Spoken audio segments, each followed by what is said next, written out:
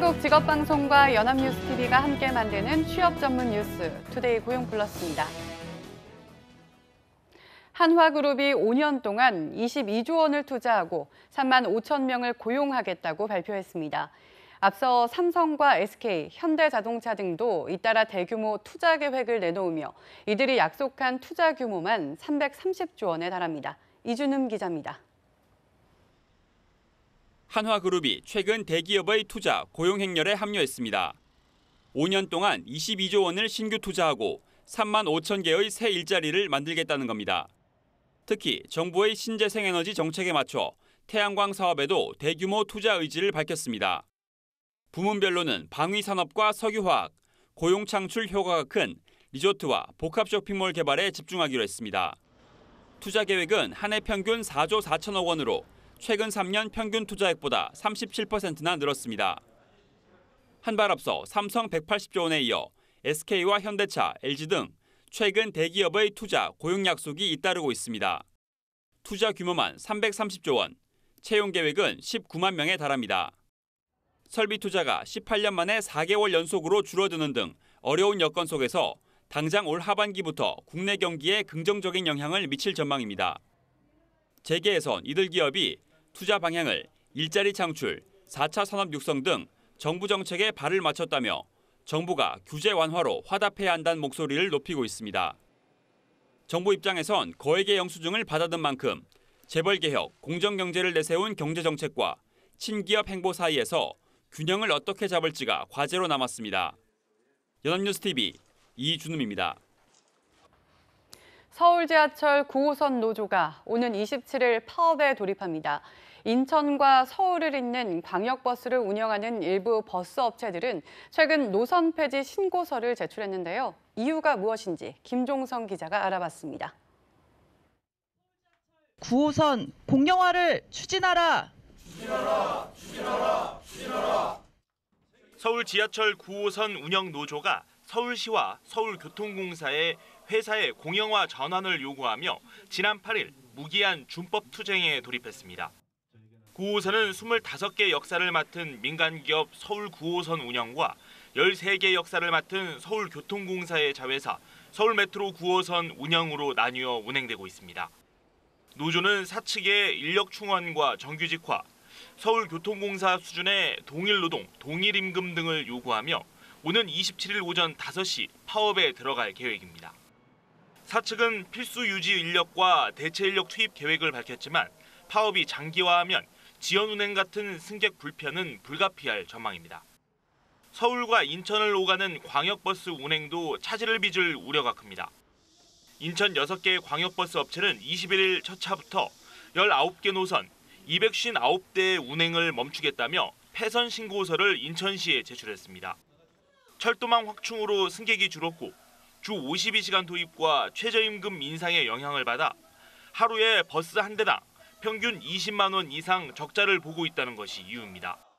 출퇴근 손님들을 위해서 광역버스가 이제 운행이 되고 있었습니다만은 가장 우선적으로 광역버스가 중공제가 돼야 되는데 거기서 배제가 됐었고 그러다 보니까 기사들 구하기도 어려워요. 이제. 인천시가 대책을 검토하고 있지만 재정 문제로 결론을 내리지 못하고 있는 상황. 만약 노선 폐지가 확정되면 출퇴근길 교통 대란은 현실화할 전망입니다. 연합뉴스TV 김종상입니다. 식당이나 술집, 소매점 등 소규모 자영업자가 다수 종사하는 분야에서 비자발적 이직자가 기록적으로 증가한 것으로 조사됐습니다.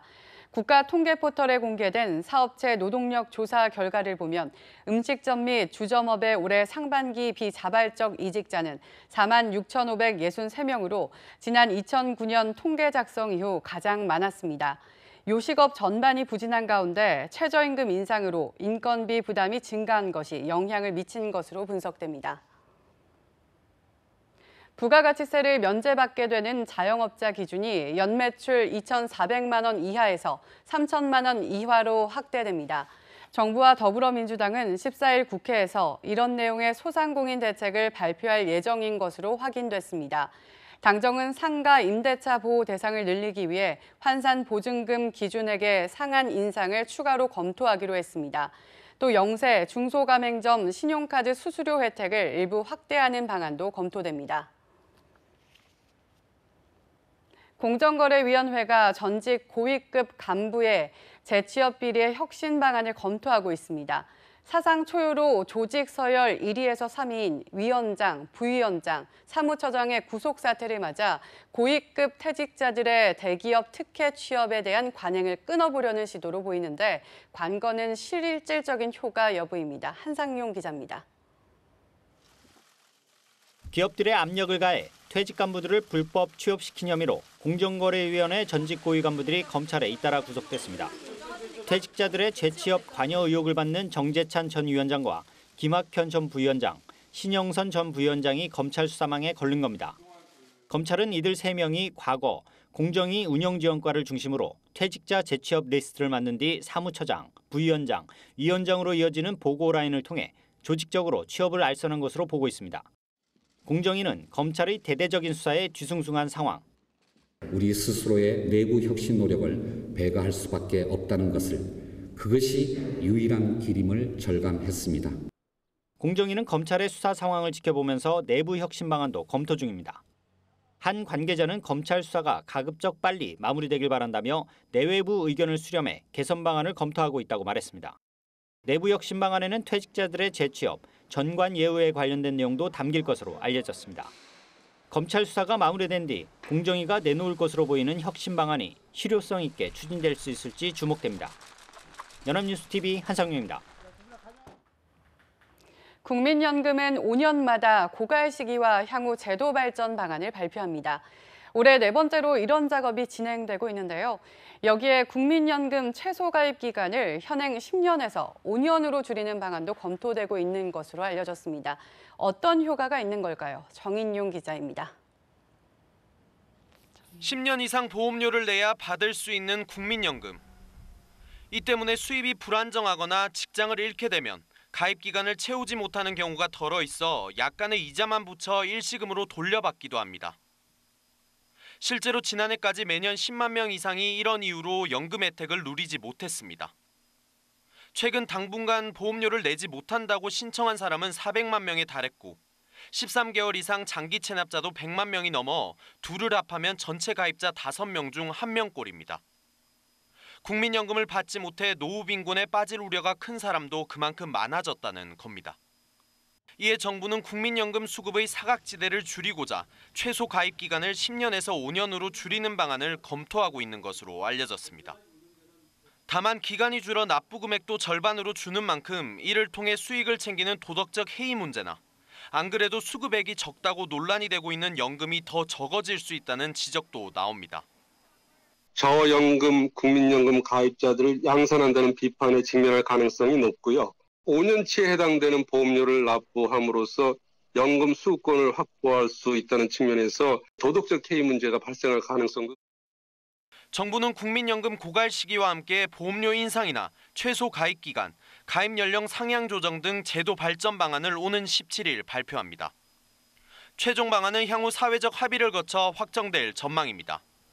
연합뉴스TV 정인용입니다. 국채와 특수채 발행 잔액이 사상 처음으로 1,000조 원을 넘어섰습니다.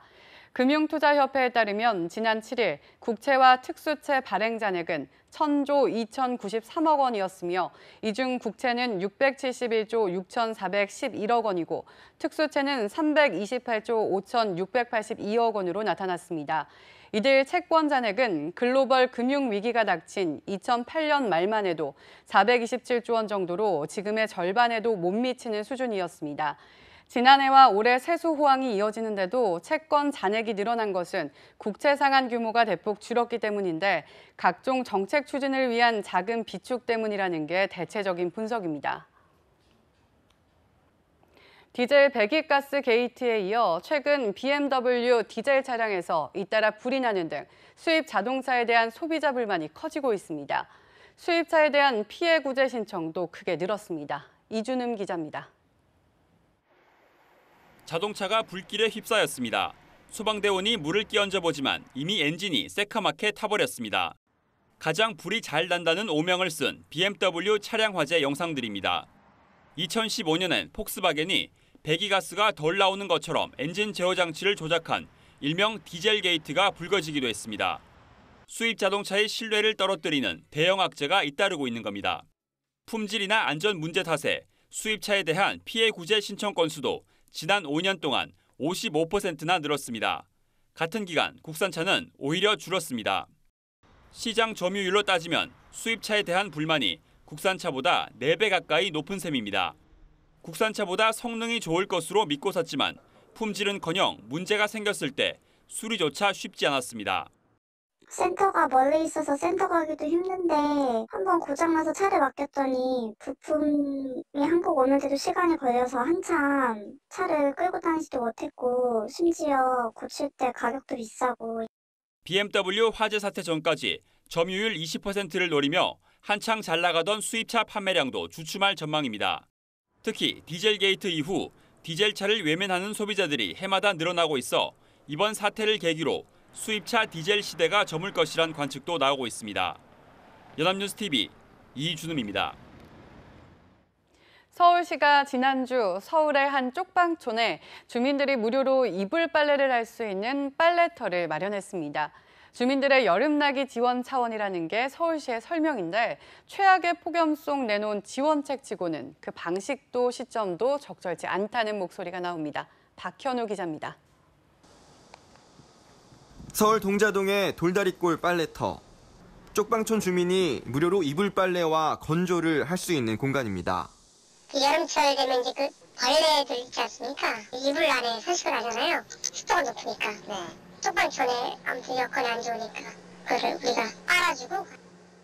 지난 7일 박원순 시장이 참석한 가운데 개소식을 진행한 서울시는 첫 빨래터 개소를 대대적으로 홍보했습니다. 하지만 성공적으로 치러진 개소식 이면에는 언론 등을 통해 알려지지 않은 쪽방촌 주민들의 목소리도 있었습니다. 쪽방촌 주민들은 최악의 폭염, 더위가 물러갈 때까지만이라도 빨래터 개소식을 조금 늦추고 해당 공간을 임시 무더위 쉼터로 운영하는 편이 더 나았을 것이라고 말합니다.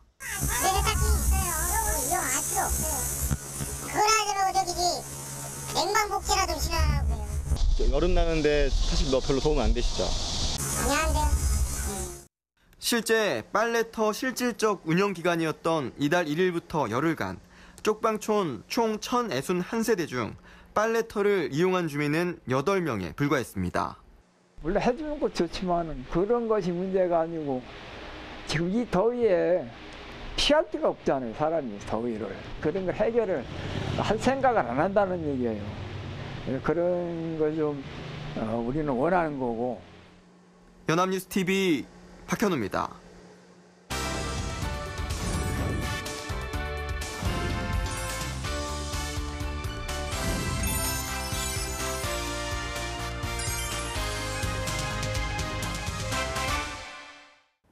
사회적으로 핫한 이슈를 키워드로 알아보는 핫키워드 시간입니다. 안채홍 아나운서 안녕하세요. 안녕하세요. 핫키워드 시간입니다. 지난 7일 문재인 대통령이 인터넷 전문은행 규제 혁신 방안 중 하나로 은산분리 규제를 완화하겠다고 밝혔는데요. 이와 함께 찬반 논란도 뜨겁게 달아오르고 있습니다. 혁신이냐 금융위기의 예고편이냐 논란이 가중되고 있는 은산분리 완화에 대해서 알아보겠습니다. 네, 은산분리 완화가 연일 뉴스를 장식하고 있습니다. 그런데 은산분리란 말 자체가 어려운데요. 정확하게 무슨 뜻인가요? 네, 저도 어려워서 찾아봤는데요. 오늘 핫 키워드를 소개하기 위해서는 은산분리에 대한 개념을 명확하게 아는 것이 중요합니다. 은산분리는 은행과 산업자본의 소유를 분리한다는 의미입니다. 쉽게 말해서 대기업과 같은 기업이 금융회사의 주식의 일정 비용 이상을 소유하는 것을 금지하는 건데요. 아시다시피 기업은 회사를 운영하고 투자를 하는데 막대한 자금이 필요합니다. 그런데 은행으로부터 돈을 빌릴 때 기업이 은행에 영향력을 미칠 수 있다면 거금의 돈을 무제한으로 빌리거나 이자율도 무이자나 저금리로 대출받을 수 있도록 압력을 가할 수 있기 때문인데요.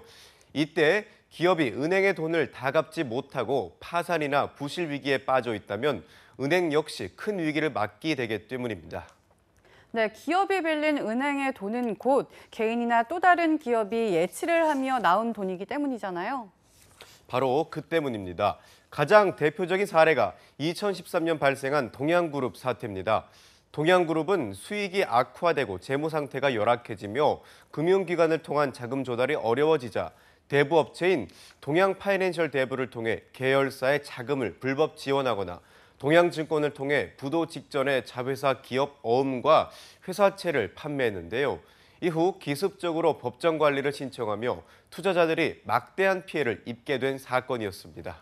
네, 당시 개인 투자자 5만여 명이 약 2조 원이라는 엄청난 피해를 떠안으며 아직까지도 모럴 해저드의 대표적인 사례로 꼽히고 있잖아요. 그런데 지금까지는 이러한 기업과 금융기관의 분리를 이야기할 때 주로 금산, 금리를 언급했는데 이번에는 은산분리 완화가 이슈가 된 이유는 무엇 때문인가요? 네, 금산분리란 말씀하신 것처럼 산업자본과 금융자본이 이 상대의 업종을 소유하거나 지배하는 것을 금지하는 원칙을 말합니다. 만일에 발생할 수 있는 불공정한 사태를 대비해 은행, 보험사, 증권사 등 금융 관련 기업들의 주식을 동종의 산업계가 일정 수준 이상 보유하지 못하도록 한 건데요. 하지만 이번에 발표된 은산분리의 완화는 주로 은행만, 이 중에서도 인터넷 은행에 대한 규제만 완화하는 겁니다.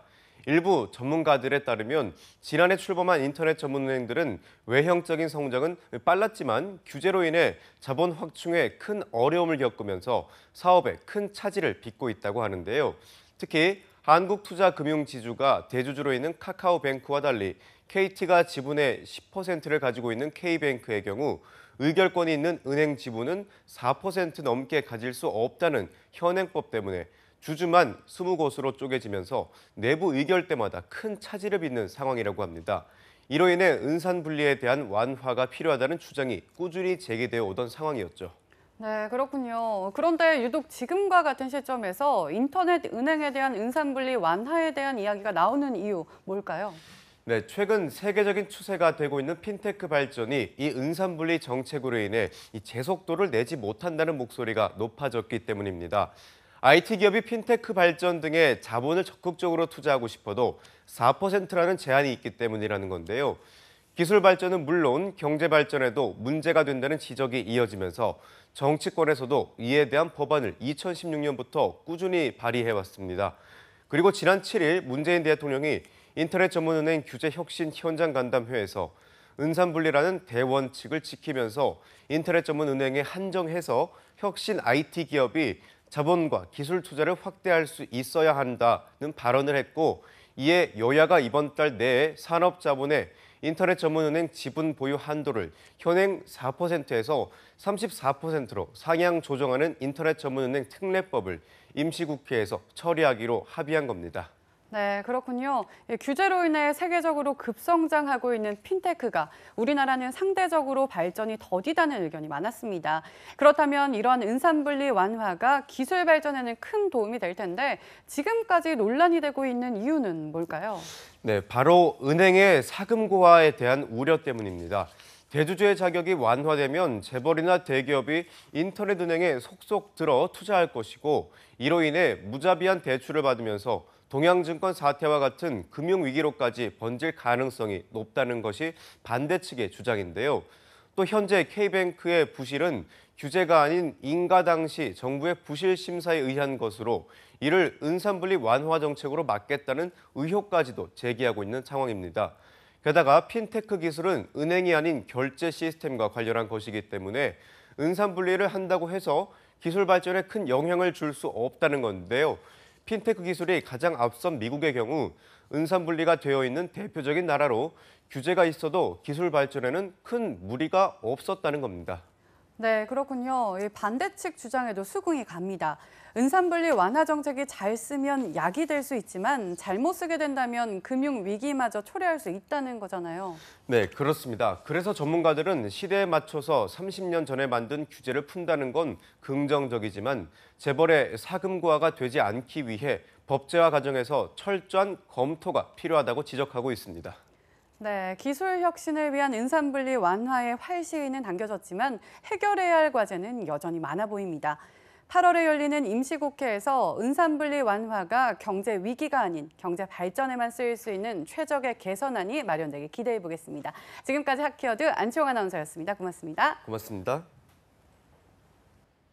지금까지 투데이 고용 플러스였습니다. 오늘 저희가 준비한 내용은 여기까지입니다. 함께해 주신 여러분 고맙습니다.